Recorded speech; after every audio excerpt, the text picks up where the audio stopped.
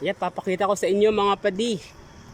Etong magandang libre at magandang pasyalan dito sa Cagraray Island. Dito sa Bacacay, Albay. Hindi ko rin akalaing may ganito kagandang view rito. Yo. Ayan oh. Tingnan mo yung dagat oh, walang alon. Yan dagat yan, pero parang ano lang eh, parang lawa lang oh. Ayun, daming fish cage doon oh. Ayun oh. Eto dito nagtatago yung mga barko pagka may bagyo. Ayun oh. Yung mga yate. Kasi kahit gaano kalakas ang bagyo talagang hindi umaalon dito. Ayan oh. Ayun, nasira yung barko. Isang barko.